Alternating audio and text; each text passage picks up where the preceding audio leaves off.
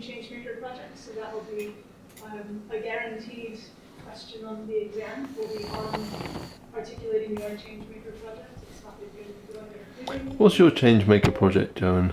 I don't have one. I probably won't. I'm not going to take this unit, probably. What unit is this then? This is philosophy and the environment. Okay. But I'm probably going to do ethics of migration and citizenship instead. Which is that one. It's that one. Not that one. So I won't have one of those. Whatever the thing was that you. Changemaker project. Yeah, I won't have a changemaker project. Probably. But now they're going to talk about philosophy of technology. Are you going to do that one, Jowen? I don't know. I'll sort of have to see what I think. See what I think of this guy. We'll introduce you to philosophical question and discussion concerning the Italian, do you think? epistemology and the ethics of technology. Yeah, Emanuele Ratti, surely. Quite concrete questions and discussion, because familiarity with these things will make you feel. Where in Italy do you think he's I from? couldn't tell you any Italian accent. Yeah, I don't know. And very much technology. And the course is divided in three main parts.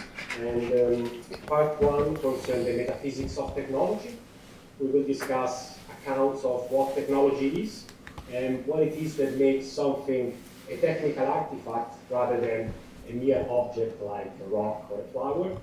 And we will try to apply this discussion to some interesting cases like GMOs, whether these are technical artifacts or natural object, or restore natural environment. There is a debate whether restore natural environment are indeed something natural, and so that are valuable, intrinsically valuable, versus they are just other technical artifacts.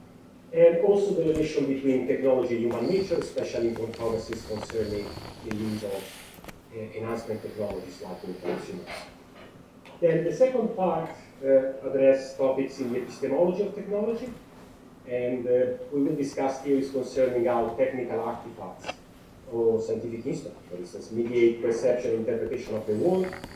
And we will try to make the discussion more concrete by looking at the limits, for instance, of scientific knowledge when it is mediated by complex scientific instruments, starting from things like microscope to something more complex like particle accelerator or sequencing machines. And finally, in part three, we will discuss the moral and political philosophy of technology, and we will use concepts from the first two parts to address some important questions like what does it mean to say that technology is validated, whether technical artifacts are just neutral and they get their, let's say, ethical value only in the way they are used, or whether they are intrinsically. That's good. They are intrinsically ethical relevance. Also, how does technology transform morality and our understanding of morality, and the relation between technology and politics. For instance, what is the relation between current AI infrastructure and capitalism? Or this doesn't sound very good. Gaps when sophisticated AI tools are used. AI tools. I had an environmental humanities thing today that I didn't go to. Don't know why I was invited to that. No, AI humanities. And so the goal of the units are numerous. So one is to define technology and identify different aspects of technology, including the metaphysical, epistemological, and the moral. But also another goal is to be able to engage in both moral and epistemological arguments, provided in support or in opposition to the use of technical artifact or technological artifact in certain contexts, and also imagine alternative roles and design for important tools in contemporary world, whether we can think about, for instance, social media platforms in a different way than it is done now.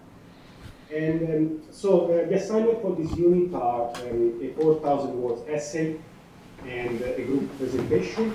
And in particular, the group presentation will be very concrete because you will learn how to use methodologies for completing ethical risk assessment of technical artifacts that are currently used in the context of governance of emerging technologies. In particular, I have in mind something that is called value sensitive design, which is this interdisciplinary methodology to make sure that technologies are designed according to sophisticated productive organizations.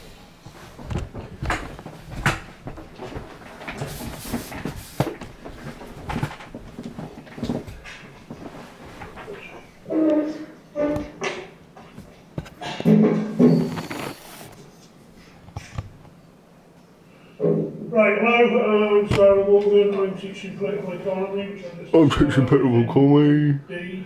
As in TV2, the topic of political economy is going to be power and money. So we're going to be looking into power and money in economies and societies, and how it is that being a powerful person gets you money, and having money gets you power, and further complicated things beyond that, such as having power allows you to make money, or a group can He's really not selling it. money because of the power that they have. The usual way of thinking of economies, or certainly capitalist economies, is they're sites of exchange and also sites of competition. So what we're doing is swapping stuff, right, to everybody's advantage, right? I mean, I preferred having the money I was paid than spending the time that I could have done with someone else, to do something else while I was working. I preferred the money, so I did the work, right? And then I bought something because I preferred that thing to the money, right? Each of those exchanges makes everybody better, else why would you have taken part in the exchange? There is competition, right, because producers are competing to sell to me the nice things. You sold on this guy, Jowen? I'm not going to take this unit. But that's good because society uses resources more efficiently that way, and people get what they want for less, so they can get more nice stuff. But there's a darker kind of view of capitalist economies that you get in thinkers like Max Weber or in Marx, for instance. These people think of economies as sites of struggle rather than competition. So groups are fighting with one another, if you like, for strangleholds over income streams and so on, which will position them permanently or indefinitely in better positions than other groups, so they get to appropriate more stuff and so on. Right? So imagine, for example, you've got an area in which a service is being supplied. Right? Suppose that's cable TV or something like that, right? You've got a big company which does most of the supply, and then you have an upstart local company. And the upstart local company works very hard. It undercuts the big company, so it can provide you with cable TV for cheaper. Good news for the people who live there, you would think. But what can the big company do? Well, if it's got a lot of money, it can sell cable TV at a loss, right? For quite a long time, because it's got a large amount of resources, hasn't it? Right?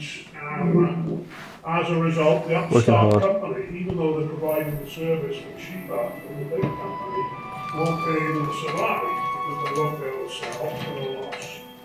So by gouging the price on the basis of their existing power, Proud of yourself.